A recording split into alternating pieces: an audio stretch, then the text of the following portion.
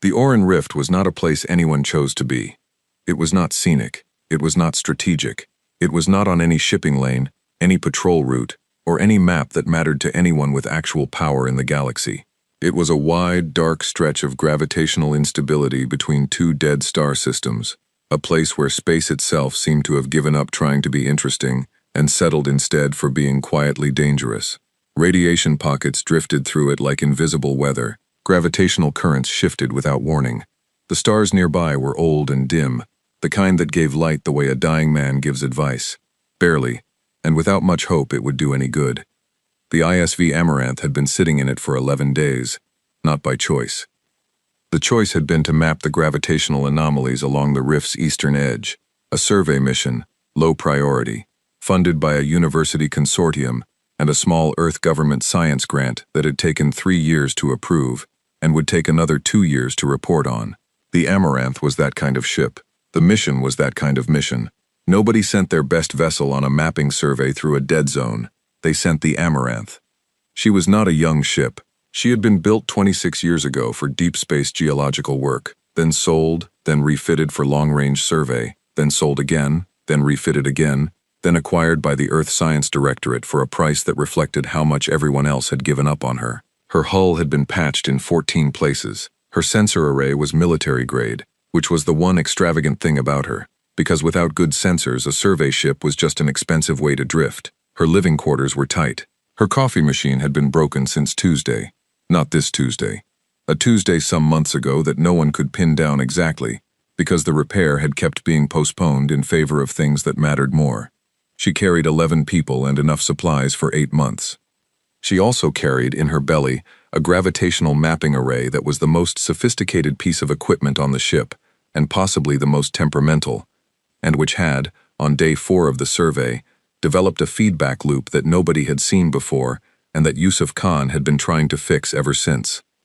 Piath filed his reports at 0300 ship time, when the council relay was at its strongest signal and the rest of the monitoring station was quiet. He was a careful writer. He had been a council observer for 11 years, stationed on a small platform at the edge of the Oran system specifically because nothing ever happened there, and he was very good at writing reports about nothing.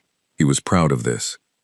His reports were thorough, accurate, and completely unread by anyone of importance, which suited him fine. He wrote them because the council required them, and because he found the process of careful observation soothing. He watched, he recorded, he filed. On day 11 of the Amaranth's presence in the rift, his report read as follows. Human Survey Vessel ISV Amaranth, Registry Earth Science Directorate, has been stationary in the Eastern Rift Zone for 11 standard days. Vessel appears to be conducting equipment maintenance following a reported sensor array malfunction. No distress signal has been issued. No contact has been requested. Crew complement 11. No armament on record. Vessel classification. Non-military. Research grade. Threat assessment. None. Recommend continued passive monitoring. He filed it. He made himself a cup of something warm. He watched the Amaranth on his long-range display, a small, dim shape, barely registering, sitting very still in a place where nothing ever happened. He did not know, yet, that in approximately 6 hours, everything about his job was going to change forever. Inside the Amaranth, Yusuf Khan was arguing with the ship. Not with a person. With the ship. With the specific section of conduit housing behind panel G7 in the engine room subfloor, which he had been talking to for 4 hours in a low, firm voice, the way a man talks to a dog that has gotten itself wedged under a fence. I understand you, he said. I know what you want. You want the feedback loop to resolve through the primary array housing, and I am telling you, very clearly, that is not going to happen, because if it does, we lose the array entirely, and then we have no sensors, and then we are a large, expensive rock. The conduit did not respond.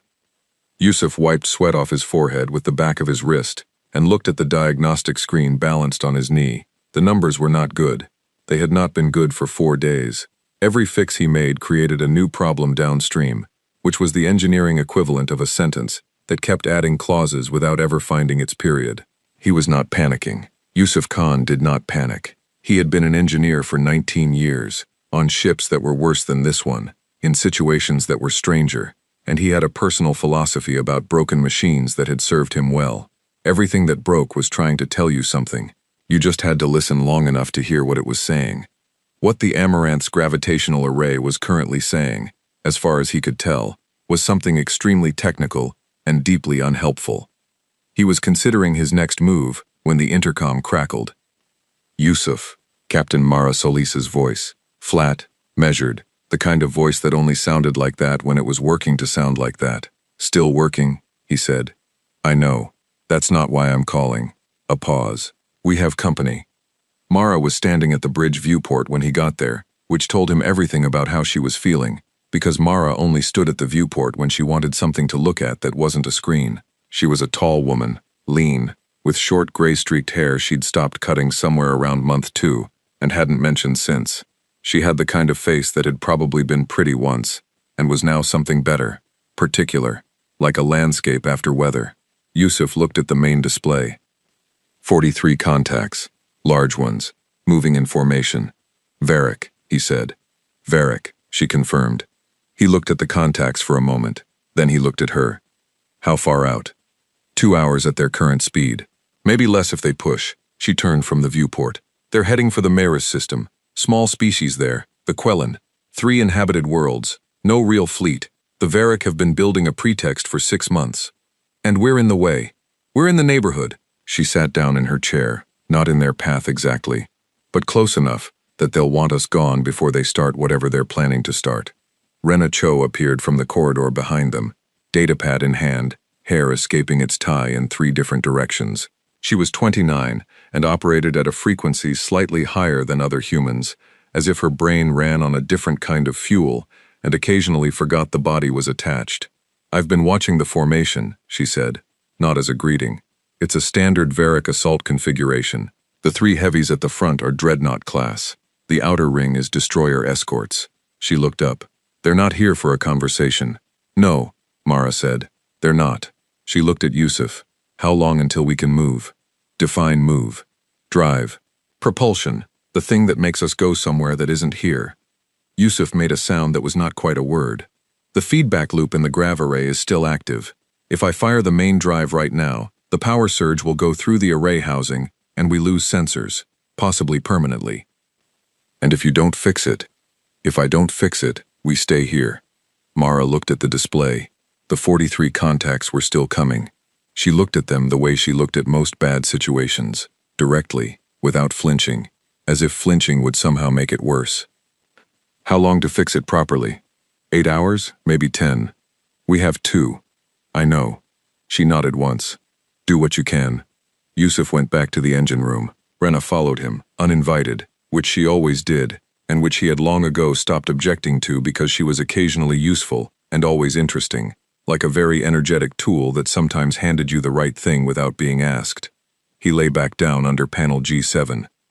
Walk me through the loop again, Rena said, sitting cross-legged on the floor beside him with her datapad. The grav array is designed to map external gravitational fields by generating a small internal one as a reference baseline. The feedback loop means the internal field keeps amplifying instead of stabilizing. Every time I try to interrupt it, the energy reroutes. What happens to the rerouted energy? Right now, it dissipates through the hull plating, harmlessly. He paused. Mostly harmlessly. Rena was quiet for a moment. He could hear her thinking, which was an actual sound. A kind of rapid stylus tapping on her datapad that meant her brain was doing something. What if you didn't interrupt it, she said. He stopped what he was doing. What? What if you let the loop amplify, but instead of letting it route through the hull, you give it somewhere to go? Route it into the propulsion coupling. Yusuf was quiet for 4 full seconds. That would mean the drive wouldn't be running on reaction thrust. Right. It would be running on a localized gravity field. Roughly, yes. That's not how drives work. It's not how drives are designed to work, Rena said. That's different. He thought about it. Rena's ideas had a specific quality. They were never quite safe, and they were never quite wrong, which put them in a category of their own that he had privately labeled correct, but alarming. The field would be unstable, he said. We'd move, but not in a predictable way. We'd move, she said.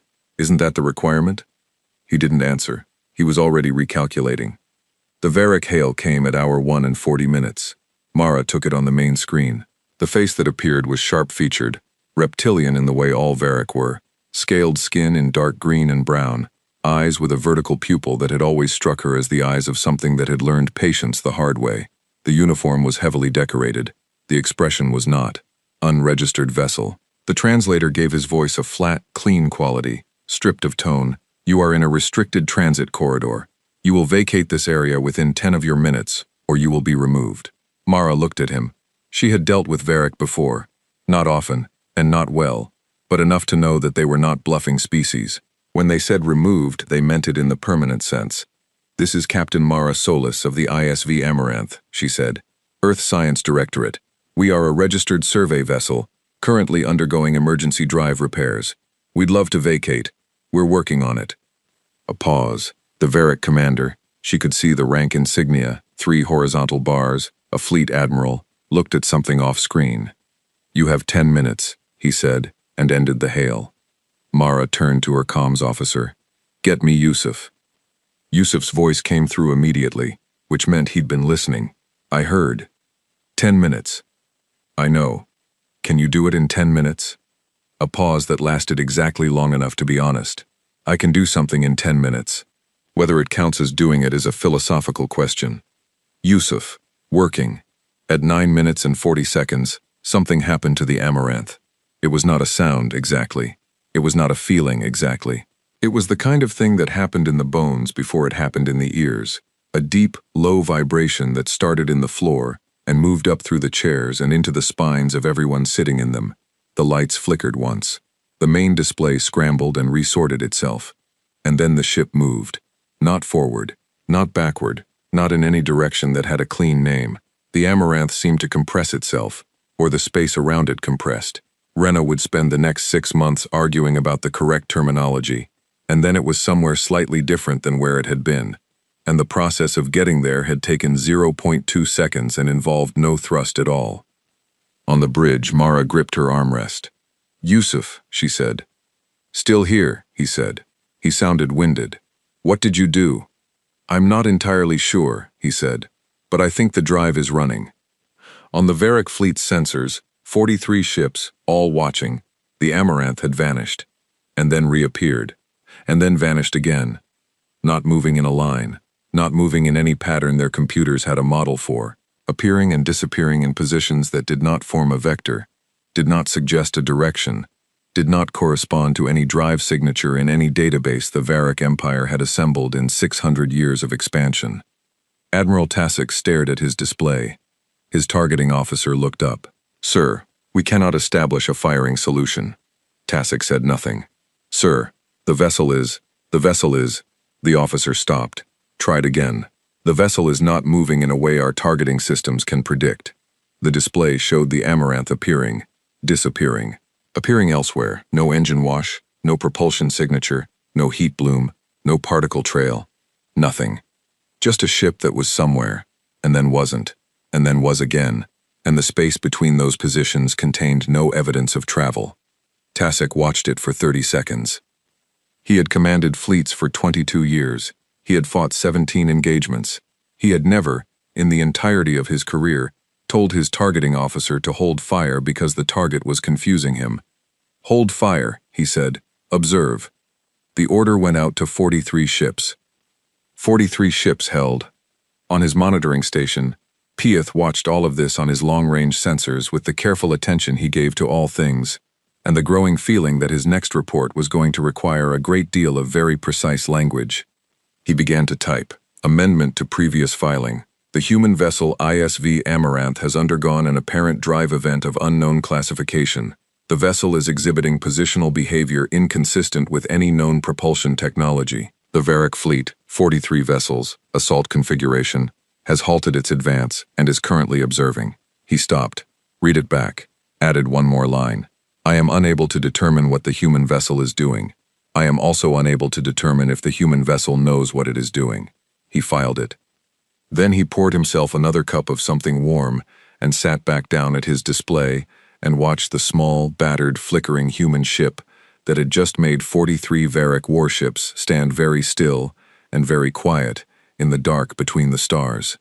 He watched it for a long time. Outside, the rift was silent. The dead stars gave their dim light. The Varric fleet held its position, and the Amaranth kept flickering.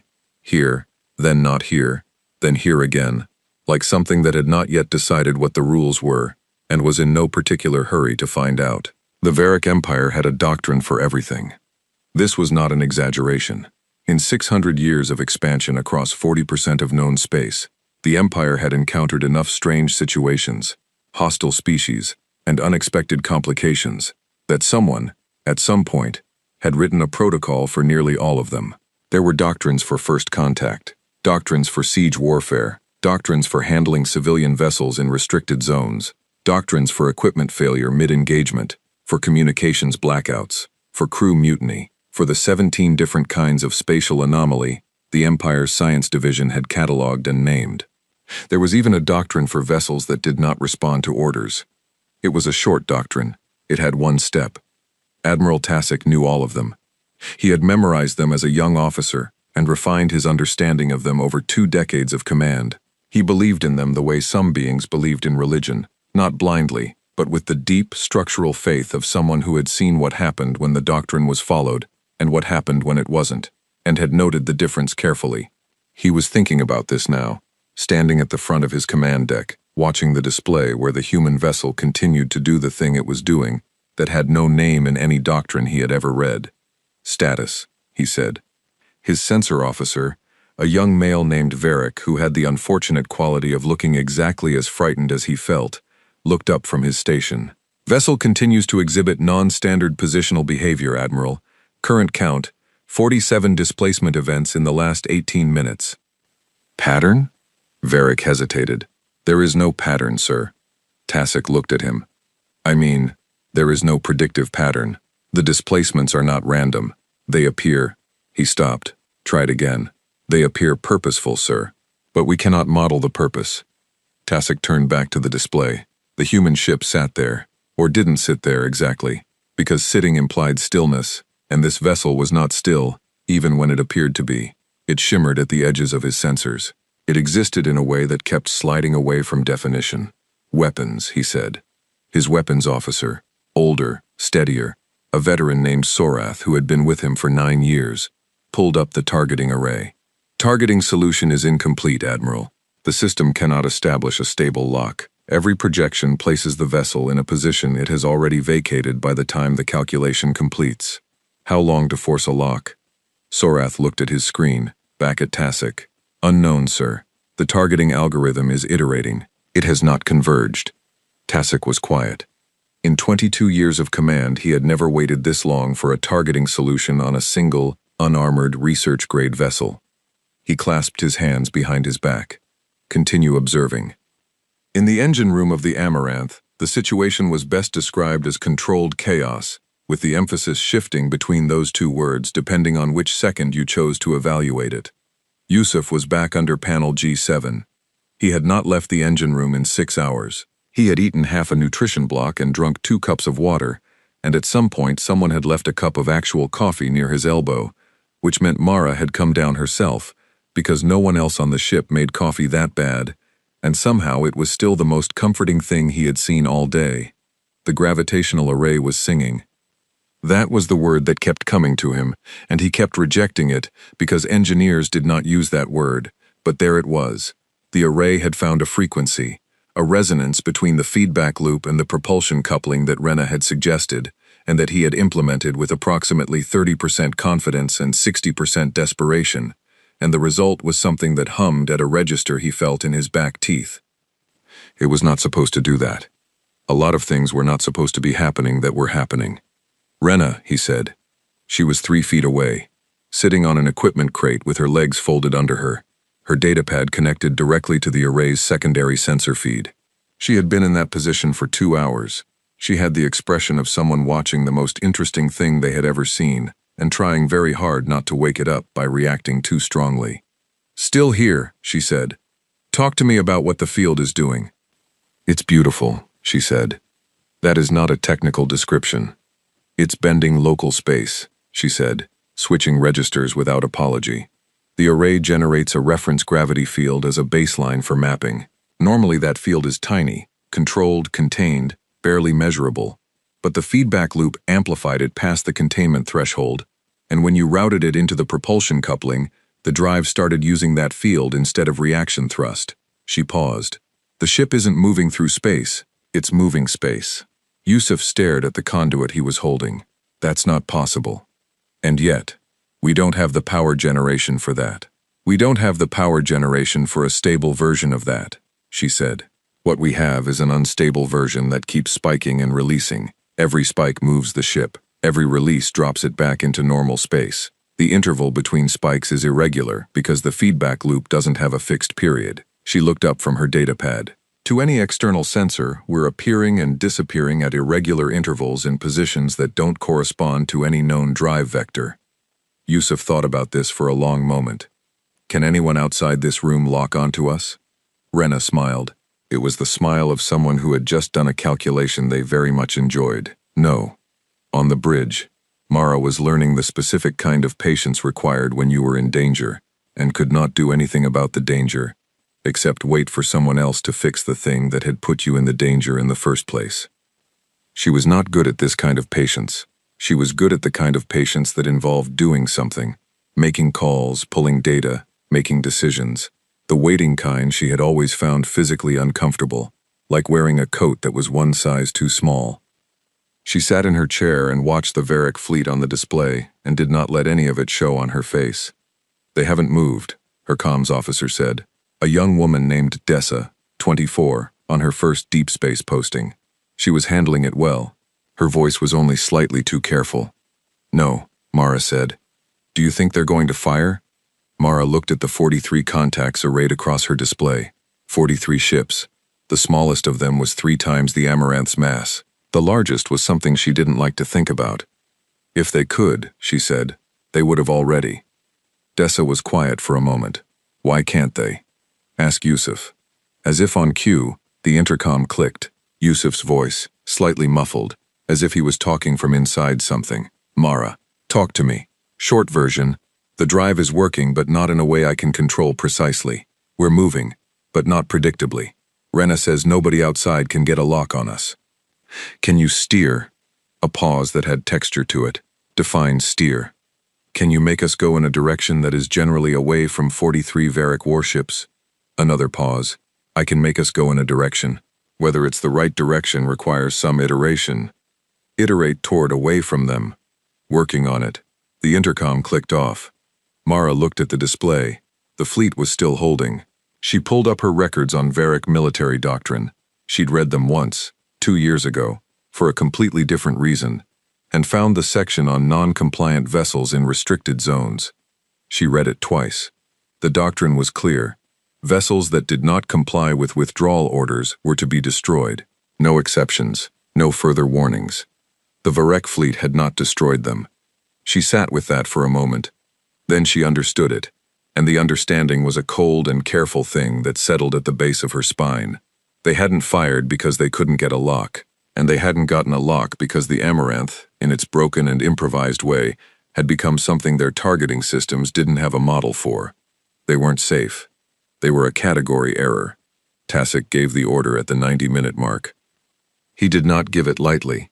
He had spent 90 minutes observing, gathering data, waiting for his targeting systems to resolve, and coming to the conclusion, slowly, the way a structural engineer comes to the conclusion that a building is going to fall, that the resolution was not coming.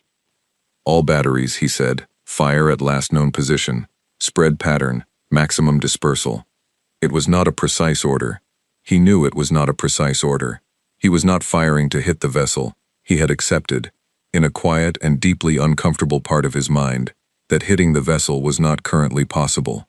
He was firing to fill space, to make the area around the vessel so saturated with weapons fire that even an unpredictable target could not avoid all of it. It was the kind of order you gave when the doctrine had run out. 43 ships fired. The space around the Amaranth became, very briefly, a solid geometry of weapons fire, plasma bolts and kinetic rounds and particle beams crossing and recrossing the area in a pattern designed to leave no empty volume. At the moment of firing, the Amaranth's grav array spiked. This was not a response. This was not a countermeasure. This was Yusuf, 3 seconds before the order was given, yanking a coupling loose because the feedback frequency had shifted, and he needed to reroute the power draw before the array burned out its secondary housing. The ship displaced 4,300 kilometers. The salvo hit empty space. The silence on Tassik's command deck was the loudest thing he had ever heard.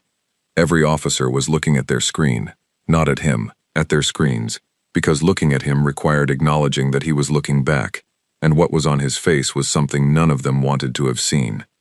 "Damage assessment," he said. His voice was even. He had excellent control of his voice. "No confirmed hits, Admiral," Sorath said. "The vessel displaced at the moment of firing." "Displaced?" "Yes, sir." "How far?" "Approximately 4,300 kilometers, Admiral. Sorath paused. "In no direction that corresponds to any vector projected from its previous position." Tassik looked at the display. The Amaranth had reappeared on the far side of the engagement zone, not retreating, not advancing, just there, where it had not been, with no evidence of how it had gotten there. "Reacquire," he said. "Working, sir." They worked for 14 minutes. At the end of 14 minutes, Tassik's targeting officer looked up from his station with the expression of a man delivering news that he would genuinely rather not deliver. "Admiral, we cannot establish a firing solution. The vessel's positional behavior remains outside targeting parameters." Tassik said nothing. "Sir, our computers have run 11,000 iterations of the targeting algorithm. In every iteration, by the time the solution is calculated, the vessel has displaced." "We cannot—" He stopped. "We cannot hit it, sir." Another silence. From the back of the deck, someone, junior, young, possibly someone who would have a very short career if he made a habit of this, said, very quietly, "What is it doing?" No one answered. In the engine room, Rena had started making sounds. Not words exactly. Sounds. A rapid, high-pitched sequence of syllables that had the rhythm of language but the content of pure sensation. She was doing it while staring at her datapad and furiously writing notes, and Yusuf had learned over the past 6 hours that this meant she had found something. "Rena, the field," she said. "The gravity field. When it spikes. When we displace. It's not just moving us. It's moving space. The local metric shifts." She looked up. Her eyes were bright in the way that meant she had gone somewhere in her head that most people couldn't follow. "Do you understand what that means for anything caught in the shift boundary?" "It means they feel a gravitational event," he said. "It means they feel a gravitational event that their instruments cannot distinguish from a naturally occurring anomaly," she said. "We're not a ship to their sensors. We're a moving gravitational feature. We look like a piece of the rift." Yusuf put down his tool, looked at her. "We look like the rift," he said. "Yes. They're trying to shoot a piece of geography." "Yes." He picked his tool back up. "Well," he said, "that explains that." Tassik called High Command at the 2-hour mark. This was not something he did casually.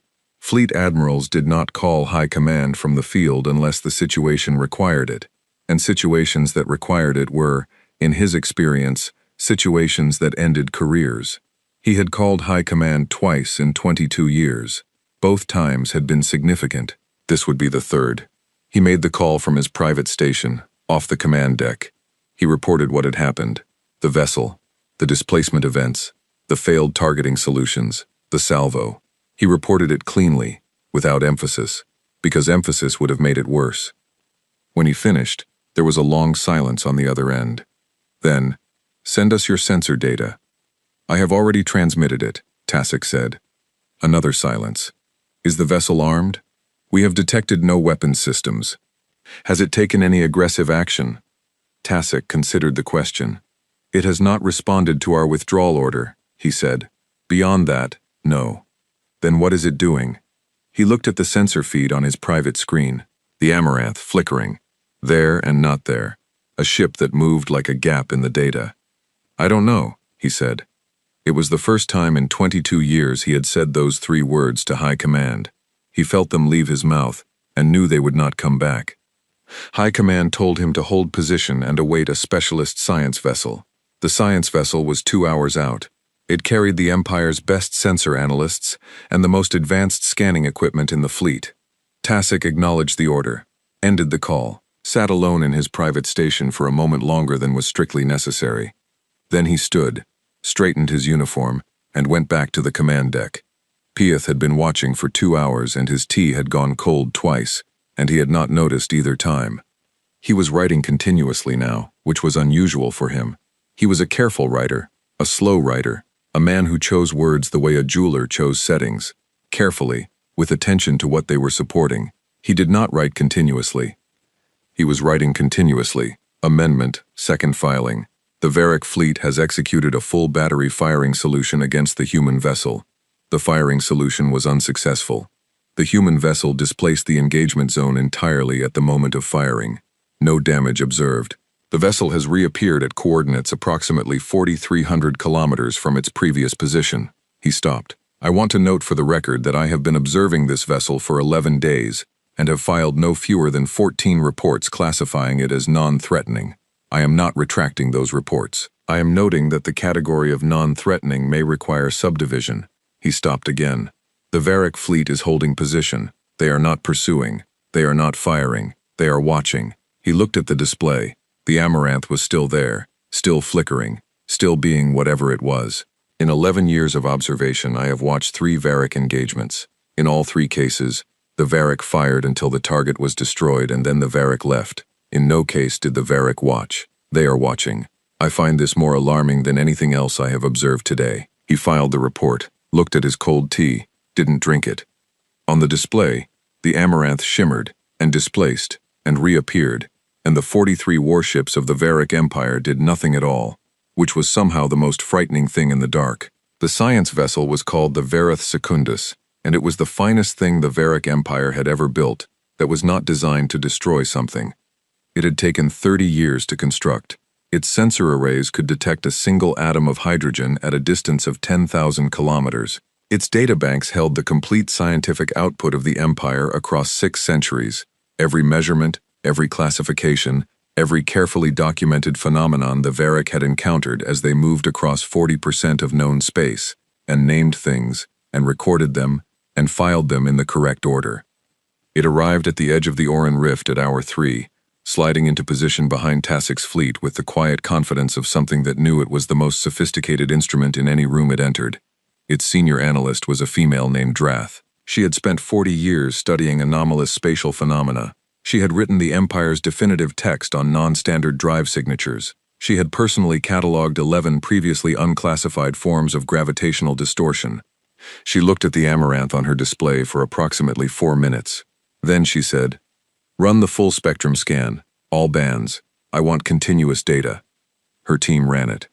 Drath watched the results come in. She watched the Amaranth displace. She watched it reappear. She watched the gravitational readings spike and release in their irregular pattern. She watched her instruments try to build a model of what they were seeing and fail, and then try again, and fail differently. She was quiet for a long time. Then she said, carefully, the way a person speaks when they are committing to a position and know they will be held to it. This vessel is generating a localized gravity fold, a controlled, directed, repeating gravity fold. The displacement events are the result of metric manipulation. The vessel is bending local space and using the distortion as a propulsion mechanism.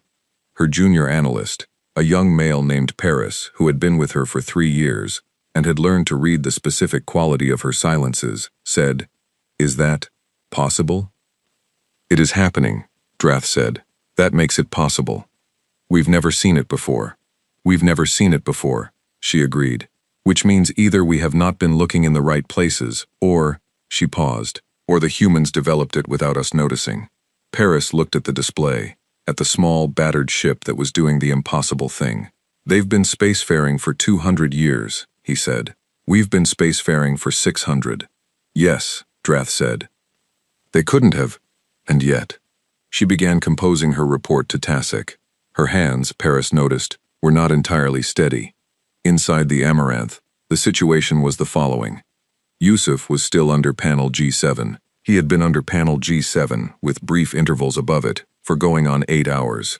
His back hurt. His knees hurt. The specific joint in his right shoulder that had bothered him since a bad fall on a previous ship had decided that this was the moment to register a formal complaint. He was ignoring all of it. The coupling he was currently holding had 3 possible configurations. Configuration A would restore normal drive function and shut down the gravity fold entirely, which would solve the engineering problem and leave them sitting still in front of 43 warships. Configuration B would maintain the fold but reduce its stability, which would keep them moving but increase the risk of a catastrophic feedback event that Rena had described with the cheerful detachment of someone who found catastrophic feedback events genuinely interesting. Configuration C he had invented 10 minutes ago and was not yet sure about. "Rena," he said. "Still here," she said.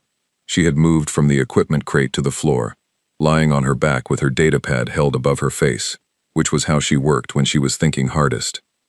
Configuration C. "Tell me." "I reroute the power draw through the secondary coupling, but leave the primary loop active. The fold continues, but the spike interval stabilizes. We get more predictable displacement." She was quiet for a moment. "How predictable?" "Not very." "But more than now?" "More than now." Another moment. "What's the risk?"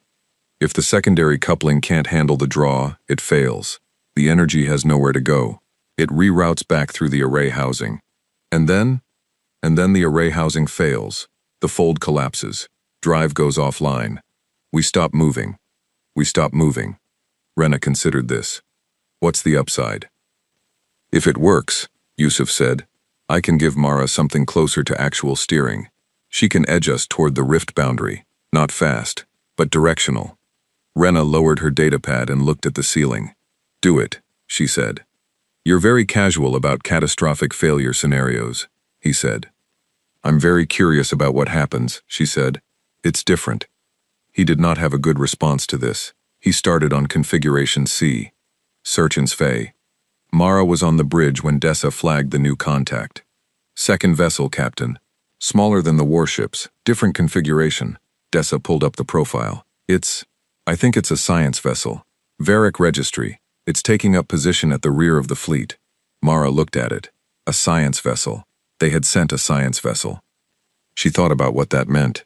The fleet couldn't classify what the Amaranth was doing, so they'd sent people whose job was classification. That was a reasonable response. It was also, in a way she could not entirely explain, more worrying than another warship would have been. More warships meant they wanted to fight. A science vessel meant they wanted to understand. Understanding led to solutions. "How long has it been scanning us?" she said. "It started active scans about 6 minutes ago," Dessa said. "Full spectrum, all bands." Mara nodded. She pulled up her own display and looked at the Amaranth's current status. Drive, operational in the approximate sense. Hull, intact. Crew, 11 people, all accounted for. None of them thrilled, but all of them functional. Supplies, fine. Coffee machine, still broken, a separate and ongoing tragedy. She called the engine room. "Yusuf, there's a Varric science vessel scanning us." A pause. She could hear him working, the specific sound of tools in tight spaces. How sophisticated. "Very. Are they going to figure out what we're doing?" She thought about that. "Probably," she said. "Given enough time." "How much time do we have?" "Less than we'd like." Another pause. "I'm implementing something. Give me 20 minutes. "You have 20 minutes, she said. She ended the call and sat back in her chair. Dessa was looking at her with the careful attention of someone who wanted to ask a question, but wasn't sure if it was the right time. "Ask," Mara said. "If the science vessel figures out what we're doing," Dessa said. "If they figure out that the drive malfunctioned and this is all accidental, then they know we're not a threat," Mara said. "Then they know we've been sitting here, unable to move, and everything they've seen is a consequence of a broken engine and one engineer improvising. And then they fire.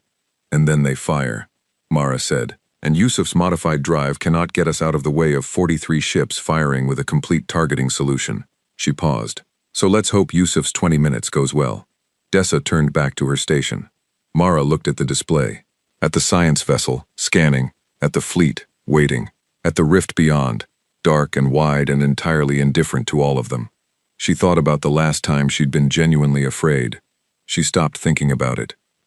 The 20 minutes went to 19 when Yusuf tried Configuration C, and the secondary coupling, under the load he had projected but somehow not quite believed in, made a sound like a very large and very unhappy animal, and then did something he had not predicted. It held.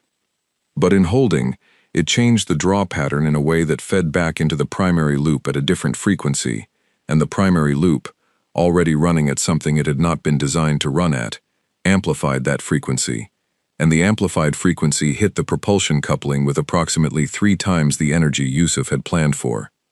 The Amaranth lurched. This was not a displacement.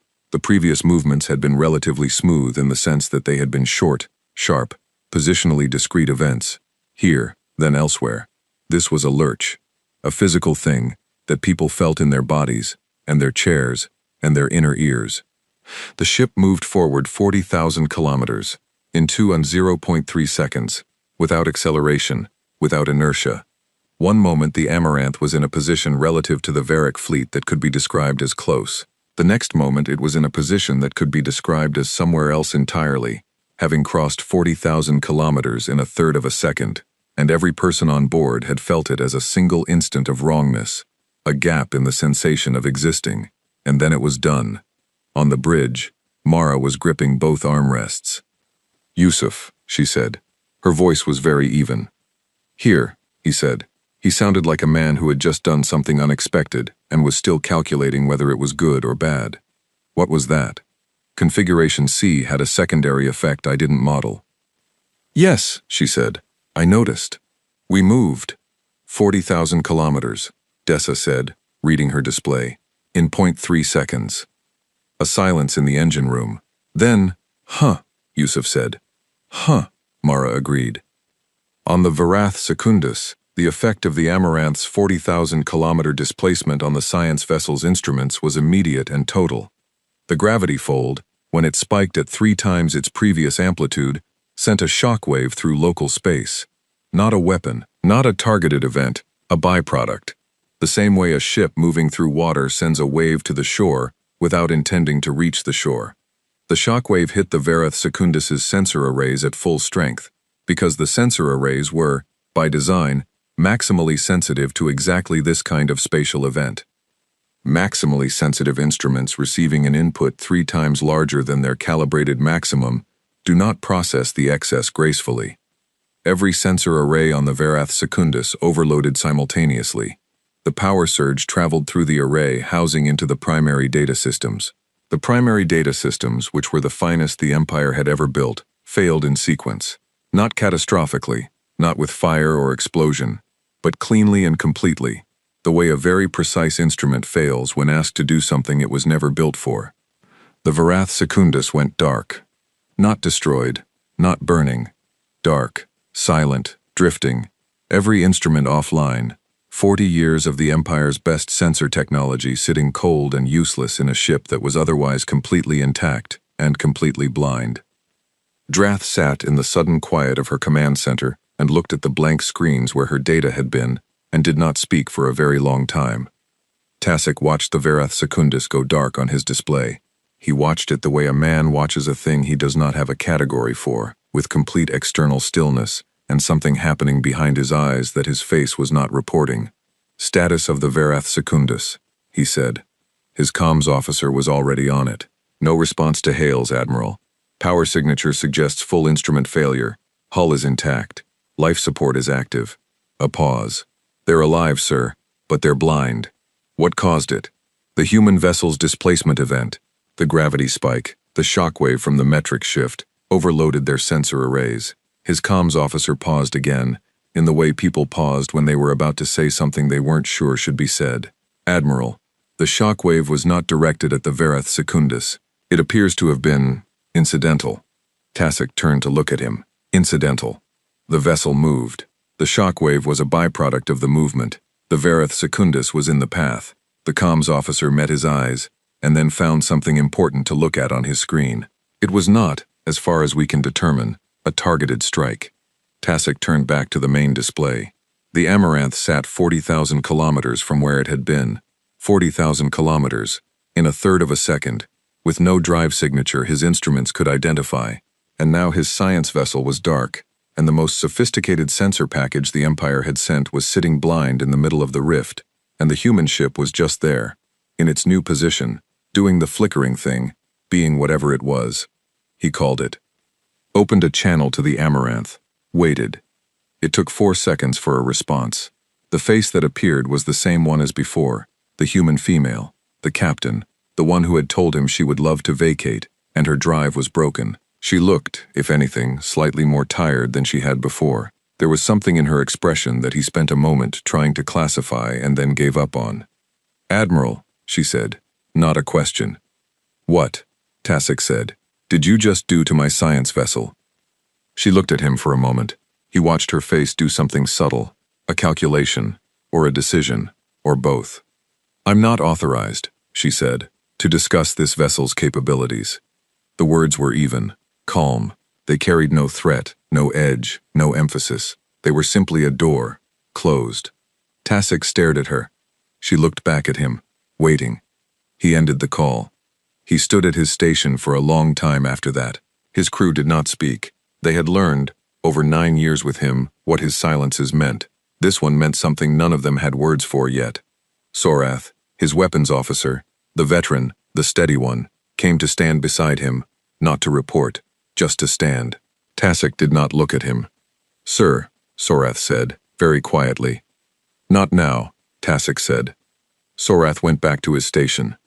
Tasek looked at the display, at the Amaranth, at the blind science vessel drifting nearby, at his fleet, 43 ships, the finest military force the Empire had deployed in the outer reach, sitting still while one small human vessel with no weapons on record moved in ways that made his targeting systems useless and his science vessel dark. He thought about doctrine. He thought about the part of doctrine that said, "Destroy what you cannot classify." He thought about the part of doctrine that did not say, because no one had ever thought to write it, what to do when destroying what you cannot classify is not possible. He thought about the call to high command, about the words he had said. "I don't know." He thought about Drath, on the Vareth Secundus, sitting in the dark. He clasped his hands behind his back and watched the display and let himself, for the first time in 22 years of command, sit with a thing he did not understand, without reaching immediately for the answer. Piath's third report was the longest he had ever filed. He had been writing it in real time as events unfolded, adding sections and amendments as each new thing happened, until it had become something closer to a document than a report, a record of something he was watching and could not look away from. He filed it. Then he sat back and looked at the Amaranth on his display. He had a habit, when observing things he didn't understand, of trying to describe them to himself in the simplest possible language. Not scientific language, plain language, the kind of words a person used when they were not trying to be precise, but just trying to be true.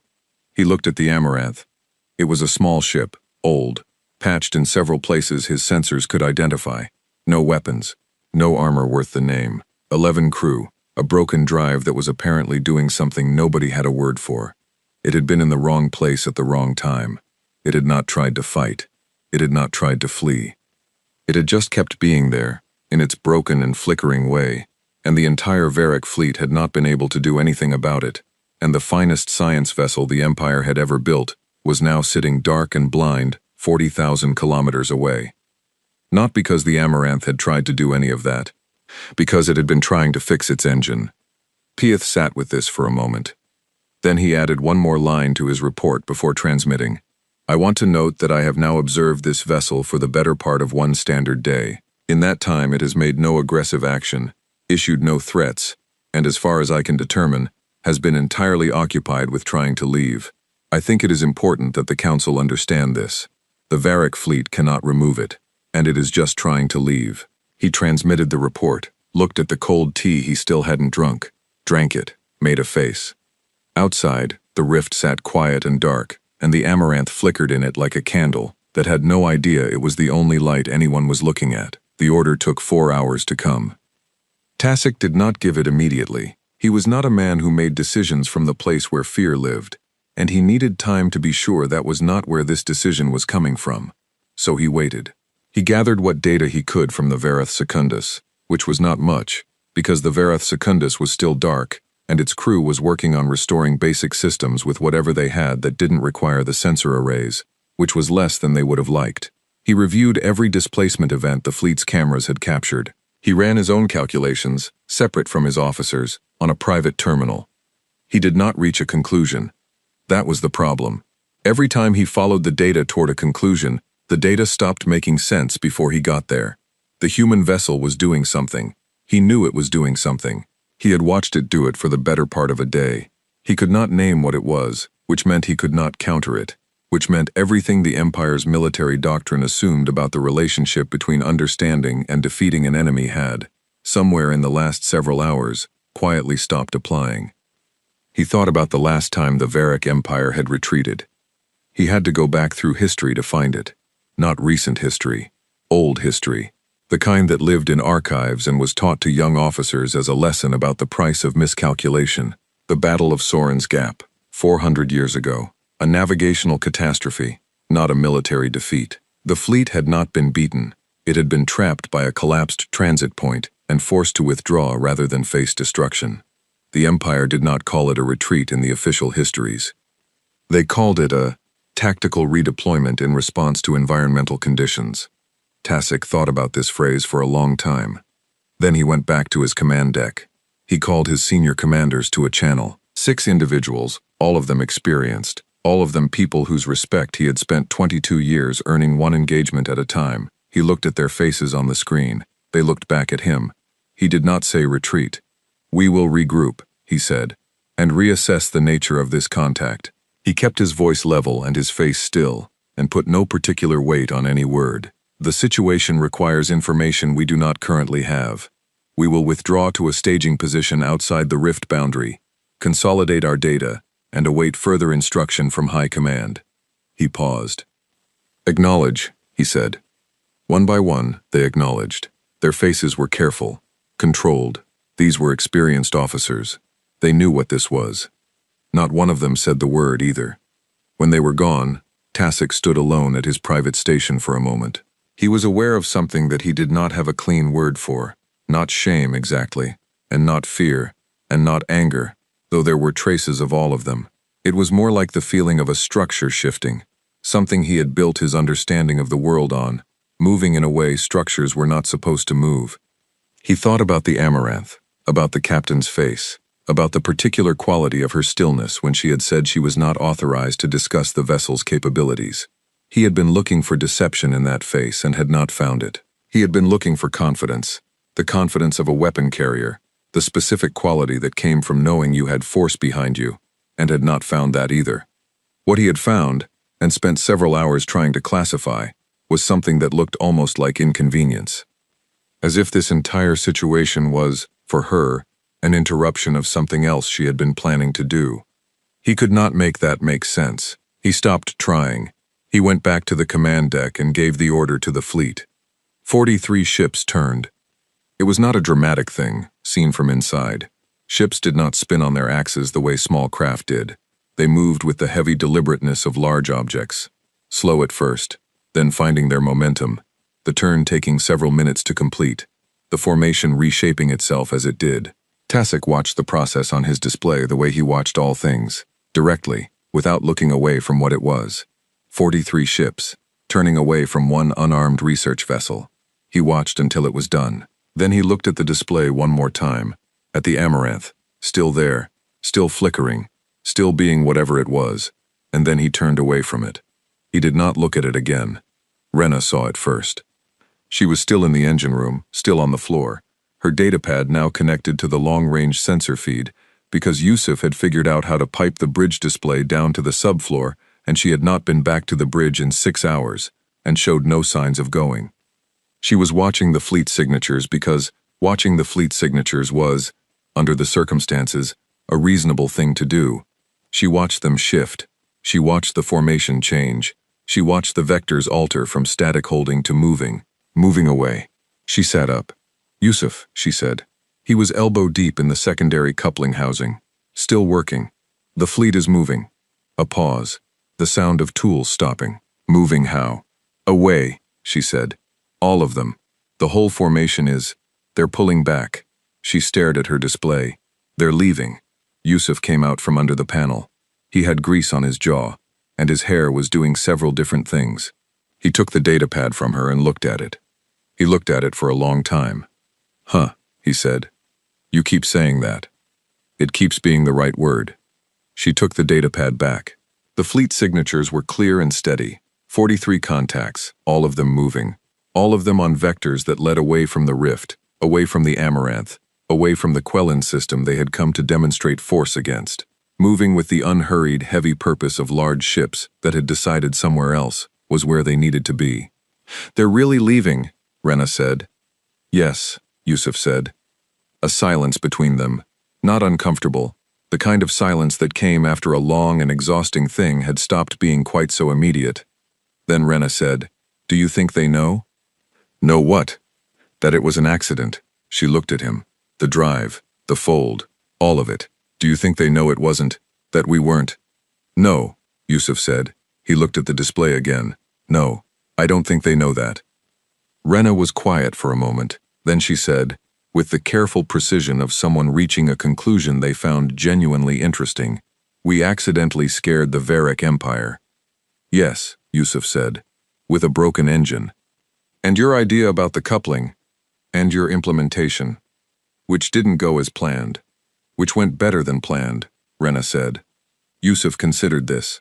"In terms of outcome," he allowed. "Yes." He put the datapad down and went back to the coupling housing. "Tell Mara," he said. Mara looked at her display for a long time after Dessa told her. She was aware of something happening in her chest that she was not going to examine closely. It was not relief exactly.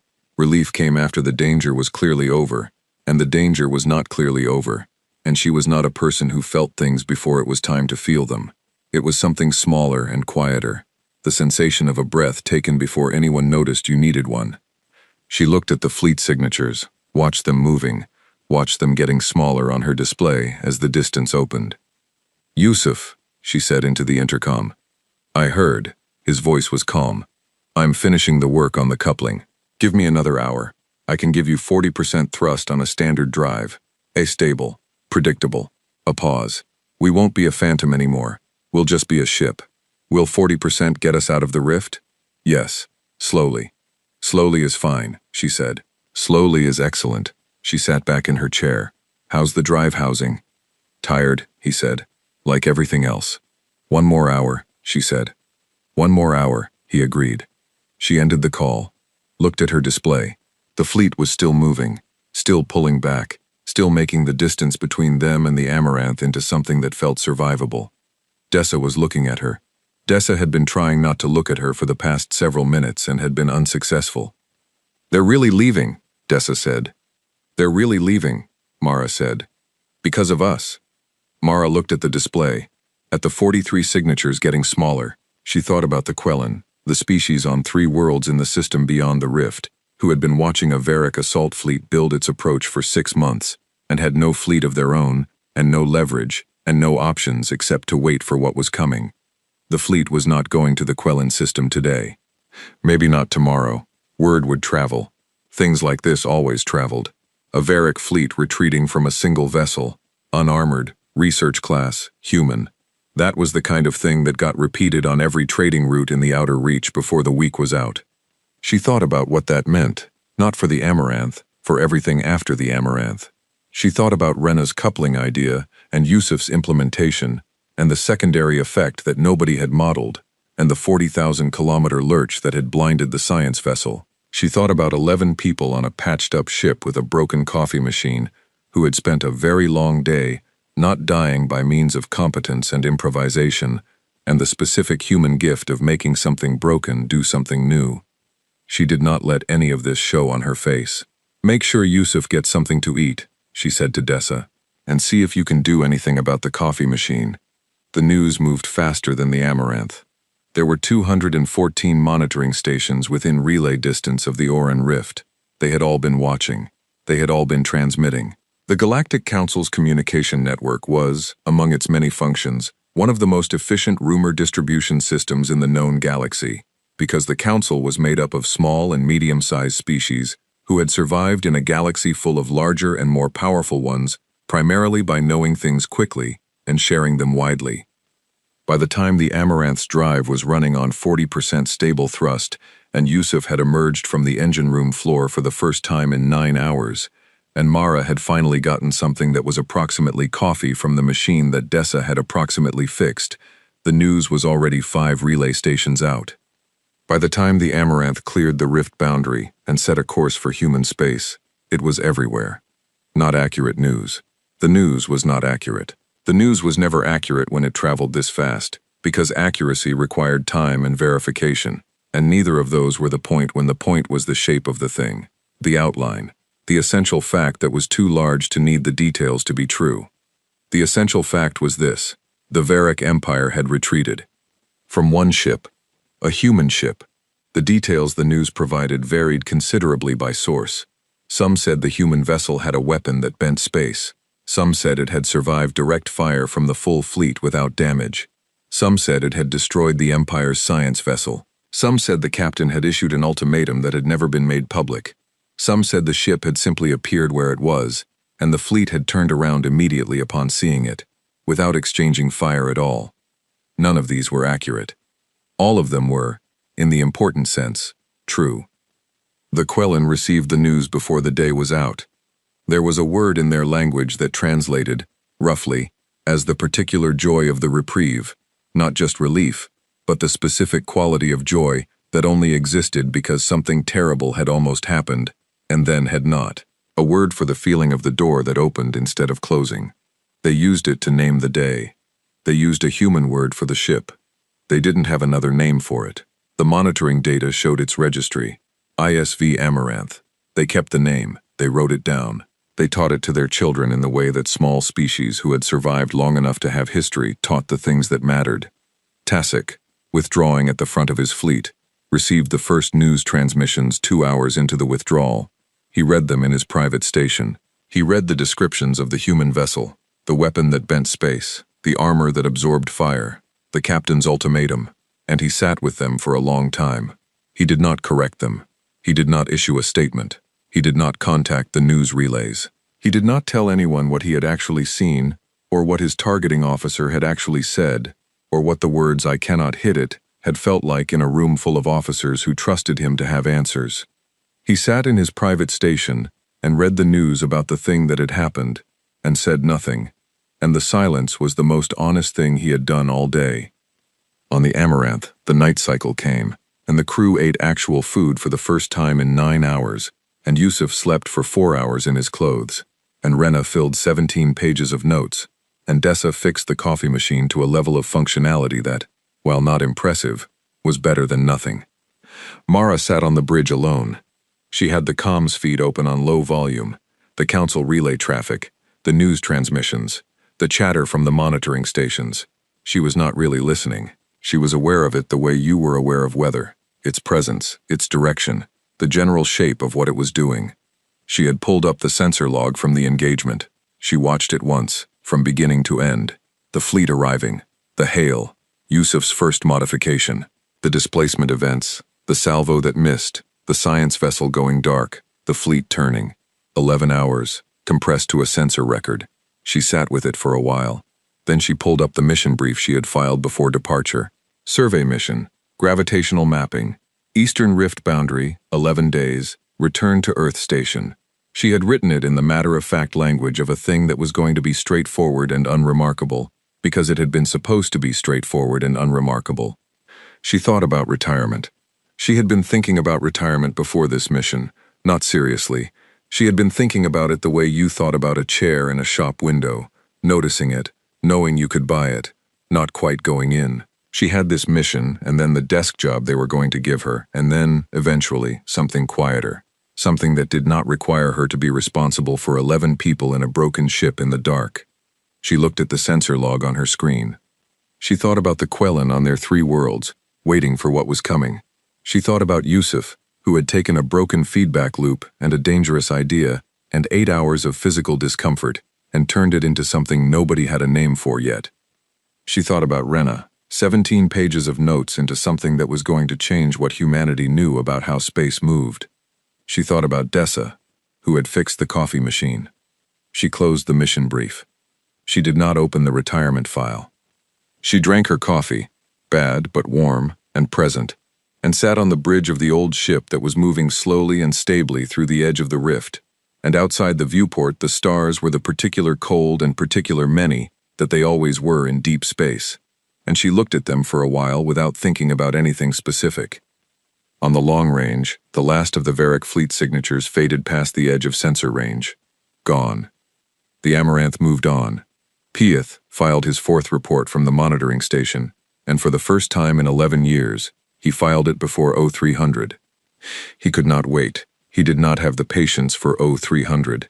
He filed it at 1847 and then sat at his station and watched the Amaranth's drive signature, stable, now, 40% thrust, moving in a straight line like a ship that knew where it was going, until it passed beyond his own sensor range.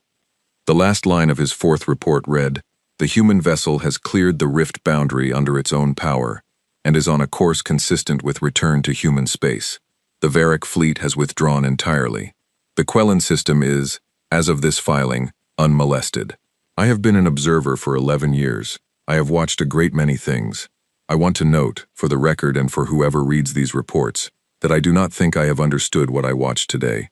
I have described it. I have measured it. I have filed it in the correct format with the correct timestamp, but I do not think I understand it. I will file a full analysis when I do." He transmitted it. He sat back in his chair.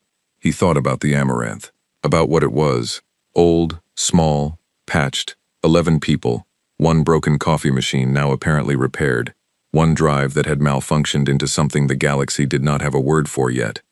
He thought about the Varric fleet, 43 ships, 600 years of expansion, the finest military force the Outer Reach had ever seen.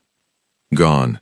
He thought about the captain's face on the transmission he had watched from Tassik's feed, the public record, available to all monitoring stations, when she had told the Admiral she was not authorized to discuss the vessel's capabilities. He thought about what was behind that face. He did not know. He was fairly sure nobody knew. He thought that was probably, for reasons he could not yet fully articulate, the most important thing that had happened today.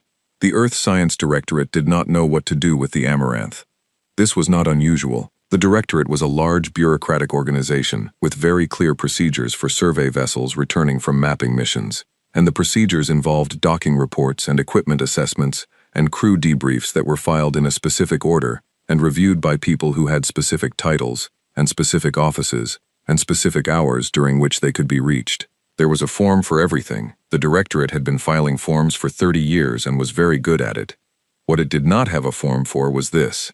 The first signal reached Earth 3 hours before the Amaranth cleared the outer beacon line, not from the ship, from the Council Relay Network, which had been carrying the story for 2 days by then, in all its varied and contradictory and increasingly elaborate versions.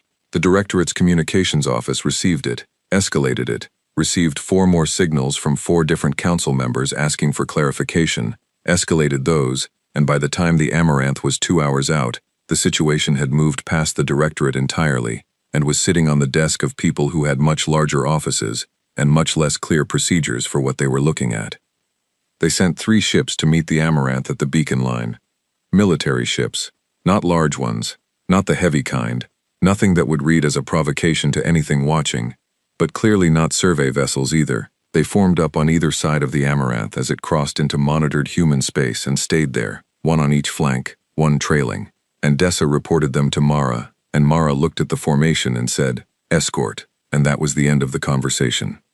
They were not an honor guard. They were people trying to figure out what they had. The Amaranth docked at Kepler Station on a Tuesday. The docking itself was unremarkable. The Amaranth had docked at Kepler Station before.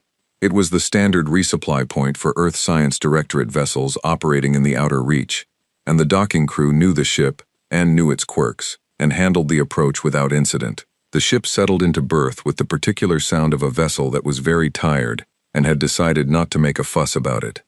What was remarkable was everything outside the docking bay.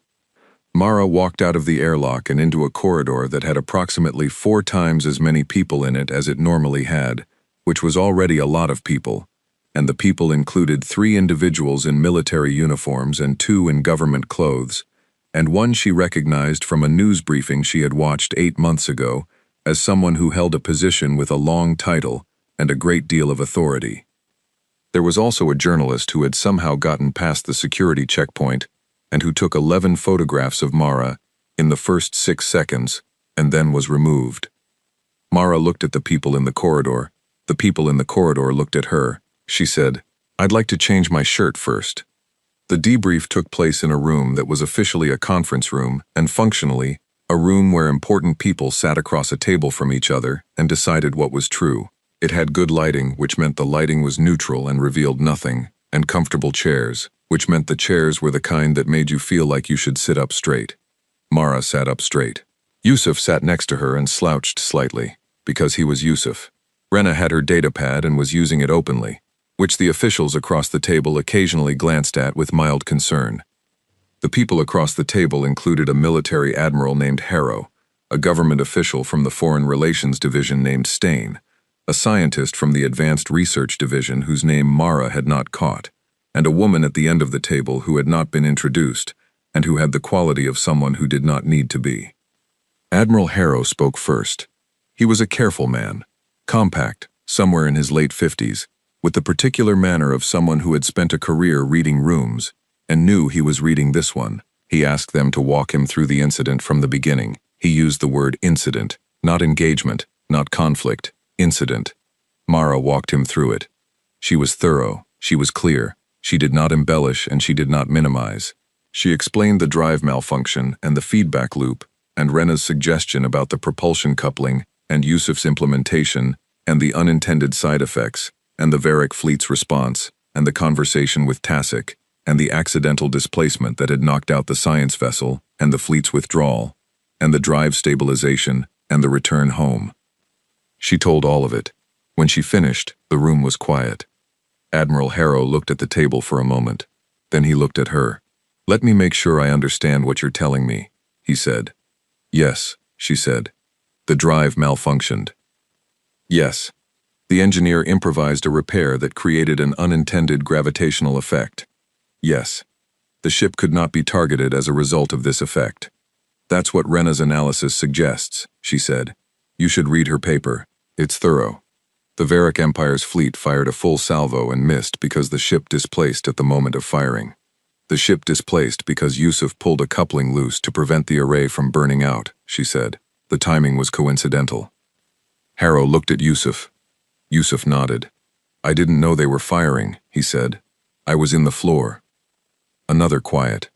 "The science vessel was disabled," Harrow said, "by a shockwave generated when the engineer was implementing a secondary modification."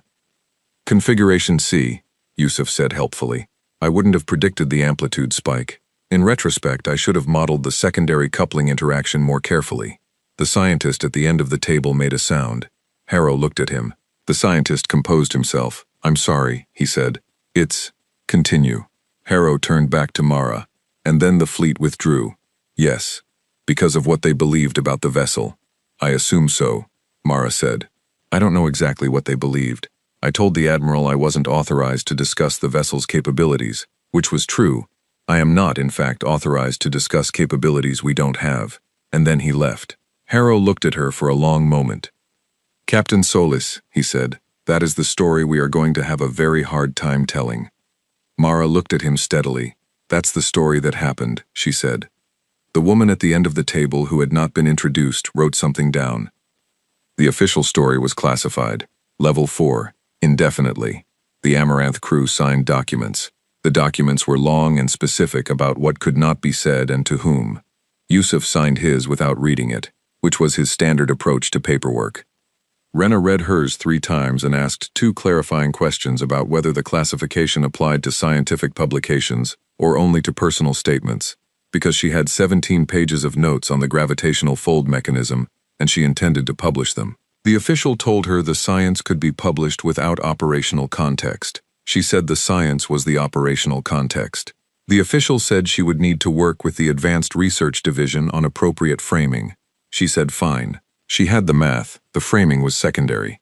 The paper she eventually published was titled Anomalous Metric Distortion as a Byproduct of Feedback Loop Amplification in Gravity Mapping Arrays, Observations from the Orin Rift Survey. It was 46 pages long and contained 17 diagrams and 1 footnote that said in its entirety, "The author acknowledges that the practical implications of this work are significant and wishes to note that they were entirely unintentional." It won every award available in human physics that year. 3 of those awards had not previously been given to a living recipient. The Varric Empire issued a statement 8 days after the fleet withdrawal. The statement was measured, formal, and used the phrase, tactical reassessment, 4 times. It did not mention the Amaranth by name. It did not mention Admiral Tasic by name. It described the withdrawal as a deliberate pause in operations pending analysis of new data, the kind of language that required a great deal of careful construction and communicated, in its very carefulness, the shape of what had actually happened. No one believed the statement. No one said they didn't believe it, because diplomatic relations required that everyone pretend to believe official statements, even when the statements described as a tactical reassessment what had clearly been a fleet of 43 warships turning around because they couldn't figure out what one small ship was doing. Tasic's removal from command was announced 2 weeks later. The official reason was health. The announcement used the word retirement. There was no ceremony. He went to a colony world in the Inner Reach and was not heard from again. And when journalists tried to find him, they found a man who had nothing to say, and said it in a way that suggested he intended to continue saying it for the rest of his life. He had served the Empire for 22 years with complete distinction. Nobody wrote much about that part. The diplomatic contacts started arriving before the Amaranth was unloaded. 14 species, council members mostly, with 2 independent systems who were not council members but had been watching the relay traffic and had drawn their own conclusions, and wanted to draw them in the direction of Earth. The contact requests were formally worded, but their meaning was clear in the way the meaning of formally worded things was always clear to anyone paying attention. We would like to know you better than we did before last week. The Foreign Relations Division was not prepared for 14 simultaneous contact requests. They were prepared for 1 or 2. They had protocols for 1 or 2. For 14 they had to improvise, which was not a word the Foreign Relations Division liked, but which was, under the circumstances, the only available option. Stain, the official from the debrief, spent 3 weeks doing almost nothing else. He reported to his supervisor that the volume and quality of incoming diplomatic interest was unlike anything he had encountered in 15 years of the job. His supervisor asked him what had changed. Stain looked at him for a moment. The Varric retreated, he said, from a survey ship. Everything that thought it knew where humanity ranked has to recalculate. His supervisor thought about this. We should be careful, he said. We don't want them to think we're more than we are. Stain thought about a woman in a conference room, telling an admiral that the story that happened was the story that happened. He thought about an engineer in a ship's floor, improvising, not panicking, pulling couplings in the dark. He thought about a researcher with 17 pages of notes and the absolute calm of someone who had just watched a miracle and was already trying to understand the math. I'm not sure, he said carefully, that we know what we are yet. He went back to the contact requests. The Quellan ambassador reached Earth 6 weeks after the incident. She was the first Quellan to visit Earth. Her species had not had contact with humanity before the survey mission. They were far out, on the edge of contested space, and the practical opportunities for contact had not presented themselves. She arrived at the Earth Diplomatic Reception Facility on a morning in early spring, and the receiving official shook her hand, and she held the handshake slightly longer than the protocol required. We named the day, she said. Her translator gave her voice a soft, resonant quality. The day the fleet turned, we named it. I heard, the official said. We also named the ship. She looked at him. Her eyes were large, amber, the eyes of something that had spent a long evolutionary history watching the horizon for things that might be coming. In our language it means something like, the one that did not know it was dangerous. The official smiled. That might be the most accurate description I've heard. Is the captain here? The Quellan ambassador asked. She's not on Earth, the official said. She left 3 days ago. The ambassador tilted her head. For where? Another survey mission, the official said. Different sector. Mapping work. The ambassador was quiet for a moment. She went back, she said. After all of that, she said the Kepler drift anomalies weren't going to map themselves, the official said, and her engineer had fixed the drive properly this time, so she didn't see a reason to wait. The ambassador looked at him for a long moment.